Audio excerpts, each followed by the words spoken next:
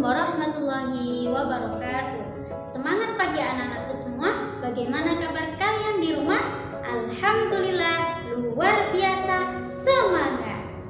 Anak-anak semuanya kelas 2 STN Kebonsari 2. Semoga kalian semua di rumah ya dalam keadaan sehat walafiat dan selalu diberi perlindungan oleh Allah Subhanahu wa taala. Alhamdulillahirabbil alamin. Anak-anakku semuanya, kita bisa bertemu kembali dalam keadaan sehat ya, tanpa kurang sesuatu apapun. Meskipun belajarnya kita masih jarak jauh, tapi hal ini tidak mengurangi semangat kalian ya untuk selalu mempelajari agama Islam dimanapun dan kapanpun. Pada video kali ini, Bu Isma akan membahas materi pembelajaran kedua ya, yaitu asyik bisa membaca Al-Quran.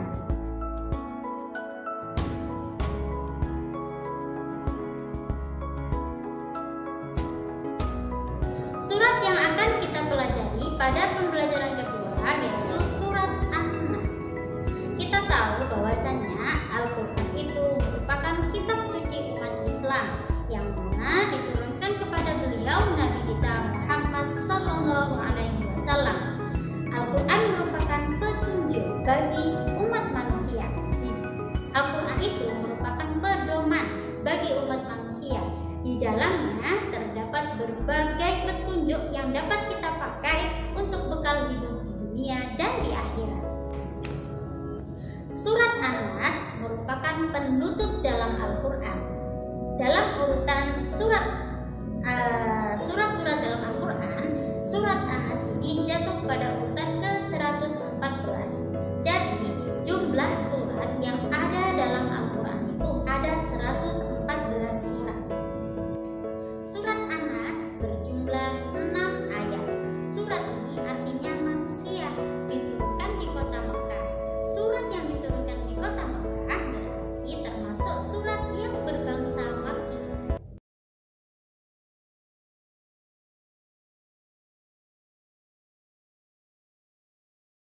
Bu Isma akan membacakan surat An-Nas. Kalian bisa menyimak dengan baik.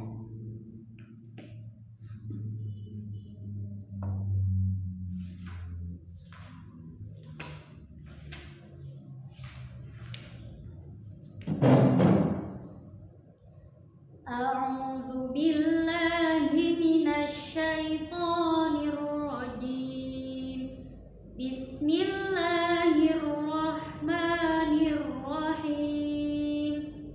Qul a'udzu birabbin nas, malikin nas, ilahin nas, min syarril waswasil khannas, alladzi yuwaswisu fi sudurin nas, minal jinnati wan nas. Shadaqallahul azim. Allah Subhanahu wa ta'ala berpesan dalam surat An-Nas bahwasanya semua manusia hendaknya memohon dan meminta perlindungan hanya kepada Allah Subhanahu wa ta'ala dari segala kejahatan jin dan manusia. Karena hanya kepada Allah lah kita memohon segala sesuatu. Karena Allah Tuhan kita. Agar kita terhindar dari godaan dan bisikan mereka, hendaknya kita selalu memohon perlindungan kepada Allah Subhanahu wa ta'ala. Salah satunya dengan cara membaca surat An-Nas. Surat ini bisa kalian baca ketika hendak tidur. Jadi biasanya Isma kalau hendak tidur selalu membaca syahadat. Kemudian surat Al-Ikhlas, surat Al-Falaq, lalu surat An-Nas sambil memohon perlindungan kepada Allah dari segala makhluk-makhluk yang mempunyai niat jahat kepada kita. Jika kita selalu istiqomah dan kita yakin akan hal ini, pasti kita akan selalu mendapatkan perlindungan dari Allah Subhanahu wa Ta'ala, karena Allah lah Zat yang Maha menguasai segalanya, dan kita ini adalah makhluknya Allah. Dan Allah sudah berjanji, barang siapa yang meminta kepadaku, maka aku akan mengabulkannya. Selain itu, termasuk juga manfaat dari membaca Al-Quran, hati kita akan menjadi tentram, hati kita akan menjadi damai dan lapang. Maka anak-anak, ketika kita merasa suntuk, ketika kita merasa bosan, ketika kita merasa jenuh, Al-Quranlah yang lebih dulu kalian ingat, baca. Nah, bagaimana caranya agar bacaan kita lebih baik sesuai dengan tajwid dan makhraj yang ada dalam Al-Quran? Caranya bagaimana, Bu Isma? Ya, kita harus belajar. Makanya belajar membaca Al-Quran itu wajib, sedangkan membaca Al-Quran hukumnya sunnah. Baiklah anak-anak, Wisma akan menjelaskan kepada kalian agar kalian bacaan Al-Qurannya lebih bagus, lebih indah dan bertajwid. Wisma kali ini akan menerangkan tentang lafal huruf hijaiyah bersambung. Tentu kalian sudah paham sekali apa saja huruf hijaiyah yang berjumlah 30 huruf itu, beserta tanda baca atau 8 harokat yang ada di dalam Al-Quran.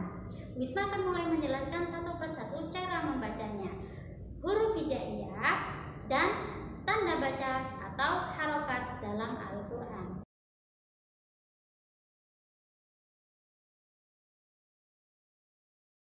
Huruf hijaiyah berjumlah 30 huruf, yaitu alif, ba, ta, sa, jim, ha, kho, dal, zal, ro, zai, sin, shin, sod, bo, to, zo, ain, ghain, fa, qaf, kaf, lam, mim, nun, waw, ha, lam alif, hamzah, dan ya.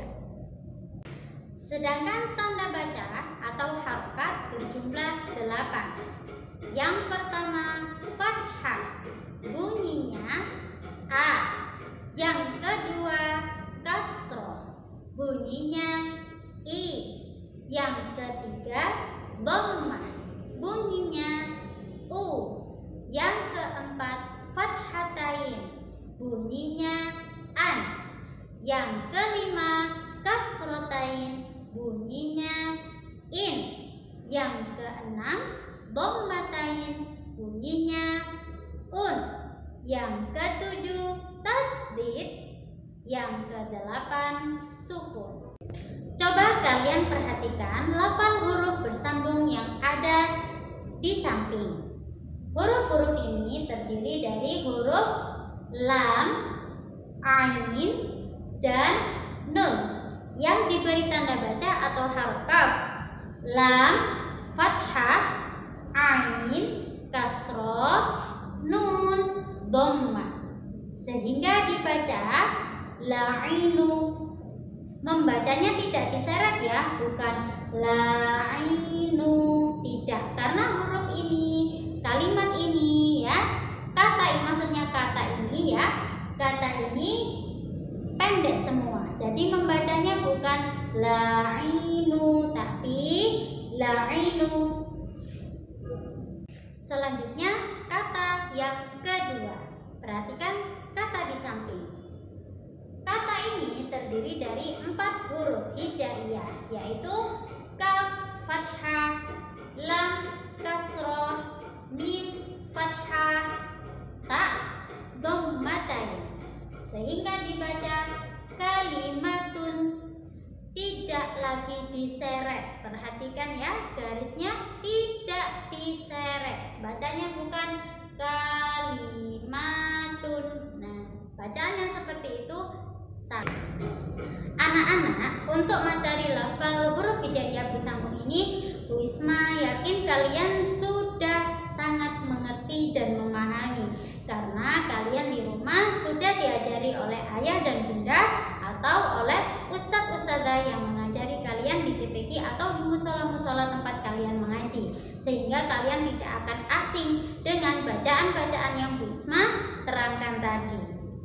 Harapan Bu Isma kepada kalian adalah kalian tidak pernah lupa untuk setiap waktu membaca Al-Quran selesai sholat, karena kita tahu Al-Quran merupakan pedoman kita, Al-Quran merupakan pegangan kita umat Islam.